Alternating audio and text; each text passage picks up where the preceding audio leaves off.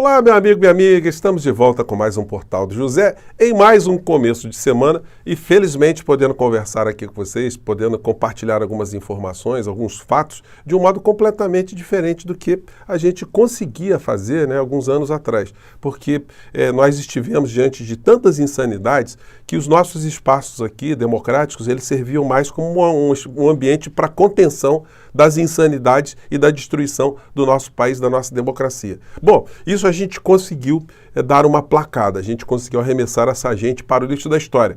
Mas hoje aconteceram situações que mostram que eles estão querendo ainda fomentar, né, fazer com que as suas bolhas insanas permaneçam ainda no debate político aqui no nosso país. Temos também alguns artigos muito interessantes, alguns editoriais nos principais jornais aqui no nosso país, que são um tanto ou quanto hipócritas também, fazendo essa análise da realidade brasileira. Porque eles dizem algumas coisas, eles fazem alguns apontamentos de futuro, algumas ações que o governo teria que fazer, o governo federal, o governo Lula, mas se o governo Lula fizer, eles serão os primeiros a atacarem, né? Bom, do que eu estou falando? Vou conversar com vocês a partir de agora, mas antes de mais nada, é sempre muito importante convidar você que está chegando agora no nosso portal e não nos conhecia, para que você se inscreva aqui conosco. Você que é muito bem-vindo, enfim, conheça os nossos outros vídeos, compartilhe, dê o seu joinha e se gostar do nosso espaço aqui e puder, se inscreva também no nosso clube de membros, tá bom? Vamos seguir em frente. Gente, muita coisa está acontecendo nessa segunda-feira aqui no nosso país de um modo diferente para o noticiário político de uma maneira geral, porque o noticiário ele começa a ganhar mais tração quando o Congresso Nacional começa a funcionar normalmente, quando a gente tem as sessões que se iniciam na terça-feira, no Senado e na Câmara. E aí a gente tem ali uma série de fatos jornalísticos, uma série de discussões, uma série de votações que movimentam as pautas nos jornais de uma maneira geral. Na segunda-feira, muitas vezes nós temos editoriais, nós temos atenção para assuntos da nossa realidade concreta e que também não eram possíveis de serem discutidos ao tempo que essa gente insana estava no poder. Bom, hoje a gente pega um editorial do jornal Estado de São Paulo com a seguinte matéria: Novo ensino médio. MEC deve propor carga horária obrigatória maior e outras mudanças. Entenda. Governo deve sinalizar para o aumento do número de aulas de matérias como português e matemática, que foram reduzidas na reforma atual. Estímulo ao tempo integral é outro foco. Então a matéria está discorrendo aqui sobre algumas iniciativas que o MEC começa a ter, né? Que, enfim, e por coincidência, né? E também não é exclusividade para ninguém, nós já tratamos aqui no nosso portal, ou seja, não há nação no planeta que tenha conseguido a sua emancipação econômica, a sua emancipação cultural, a sua emancipação civilizacional sem investir maciçamente na educação. Então, é uma tarefa que é imposta, né, a governantes que querem de fato apostar no futuro. E aí, também tem um editorial aqui no jornal O Globo, né, que tem esse título aqui, ó, acho que está dando para vocês verem aqui. Escola em tempo integral deve ser prioridade. Aí vem o subtítulo aqui. Lula sancionou avanço que impõe urgência na implementação da reforma do ensino médio. Eu conversei aqui com vocês que temos no Brasil 47 milhões de crianças e jovens estudando nas escolas de primeiro e segundo grau. E um incremento, ou seja, um aumento de vagas para 1 milhão de jovens está muito aquém de uma necessidade aqui no nosso país. Eu já conversei, inclusive, uma vez que eu fui convidado para o café da manhã com o presidente Lula, com outros amigos, né, outros youtubers, outros formadores de opinião. Eu tive a oportunidade de conversar com o ex-ministro da Educação de Lula, o Aloysio Mercadante, falando disso, né? O que impede o Brasil fazer uma cruzada a favor da educação, de se ter uma escola em tempo integral? O Mercadante falou, olha, é muito difícil, que tem que construir um monte de escola, dobrar o número de sala de aulas, fazer concurso público para professor, enfim, precisa de orçamento, enfim. Mas eu disse para ele, o senador, o ex-ministro, né, o que seria interessante para se fazer num país como o nosso é puxar o assunto, é levantar a bandeira e tentar engajar a sociedade toda nesse propósito, né? Fazer uma cruzada a favor, mobilizar, jogar as discussões para esse caminho. Porque isso aqui que o jornal está apontando hoje, que é uma coisa óbvia, ou seja, escola em tempo integral deve ser prioridade. Isso depende de dinheiro, isso depende de orçamento. Isso depende de uma série de ações coordenadas de várias áreas, né, aqui no nosso país.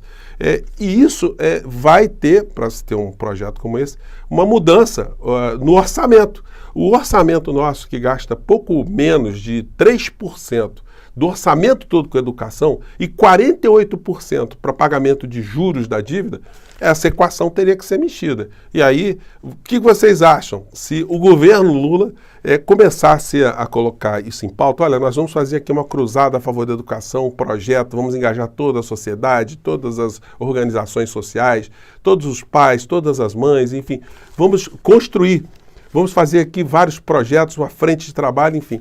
Se fizesse uma situação como essa, mas mexendo no orçamento, aí vocês teriam, assim, certamente, começo de pedidos de impeachment no outro dia para tirar o presidente da República que tivesse com essa meta. Mas é uma situação que ou o Brasil aposta no futuro implementando esse tipo de projeto, né, de cruzada, ou então a gente vai ficar sempre retardando uma série de desenvolvimentos, nós vamos ficar muitas décadas atrás das nações que chegaram lá na frente. E vamos continuar como nós éramos, né, há muitos séculos atrás, né, como a Pindorama. A Pindorama era a forma como os indígenas aqui no nosso país, né, os povos originários chamavam o Brasil. Pindorama quer dizer terra das palmeiras. Enfim, nós vamos ser eternamente a Pindorama, a terra das palmeiras, do minério, da exportação de commodities, de grãos, de carne e de mineral, de minerais e para todos os níveis, para todas as coisas. Então é complicado, né? Mas enfim, merece um registro aí. Seria interessante que o ministro da Educação e o próprio presidente da República falou, olha, gostei desse editorial do Globo aí.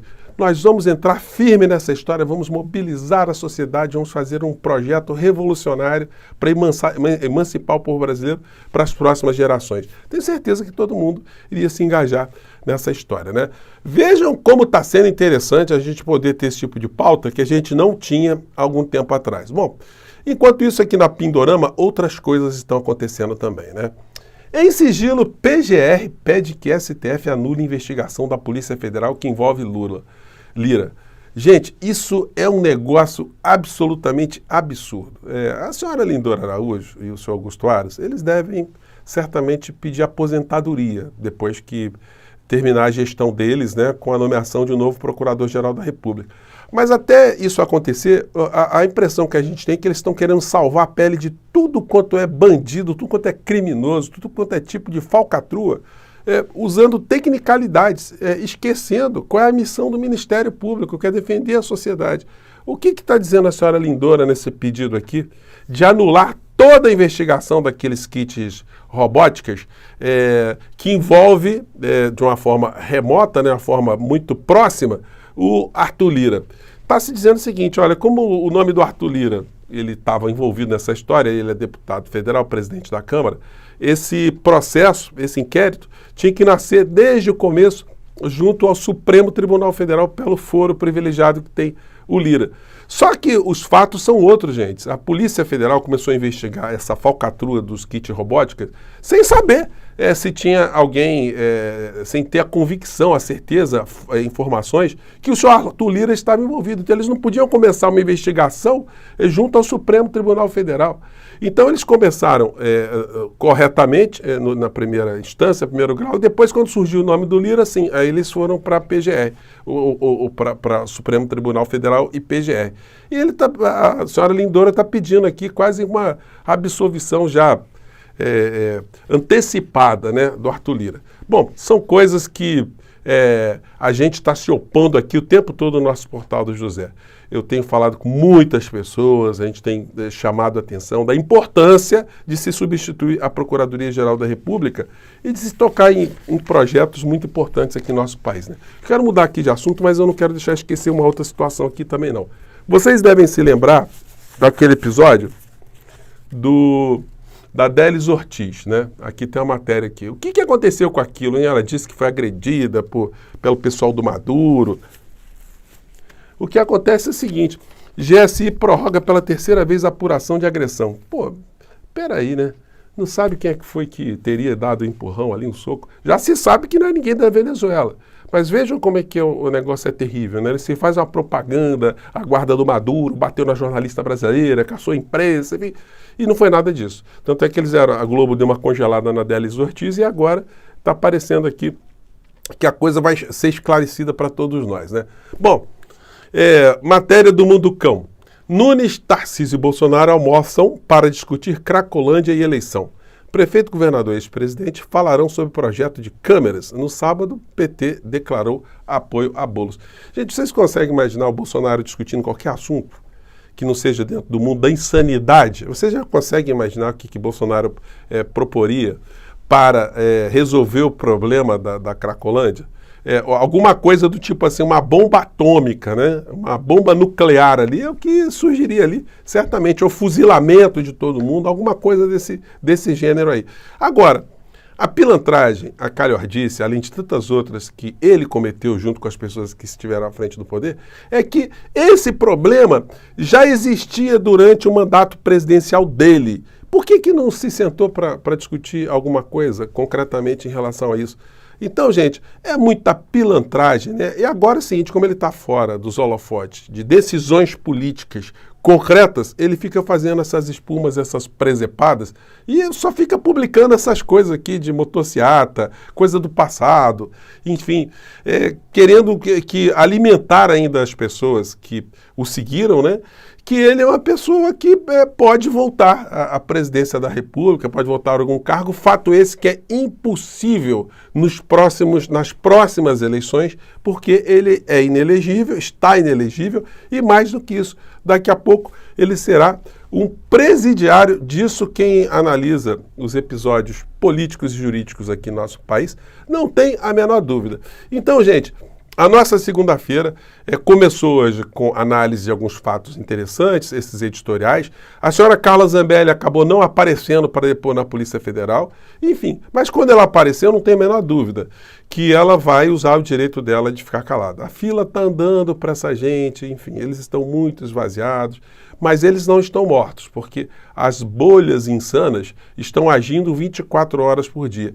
E aí será muito importante que o governo federal, o governo Lula e nós todos aqui tenhamos a percepção que isso não acabou, que a gente precisa o tempo todo estar aqui martelando, esclarecendo, enfim, tentando recuperar o nosso país para o caminho do processo civilizatório, inclusive com essas pautas aí tão importantes que dizem respeito à educação. E na PGR, a gente está vendo, né? Muito banditismo sendo protegido por alguém ou pelas pessoas que deveriam zelar pela Constituição e pelo Estado de Direito. Eu fico por aqui, a gente não vai descansar e a fila continuará a andar, tá bom? Um grande abraço, até o nosso próximo encontro. Tchau!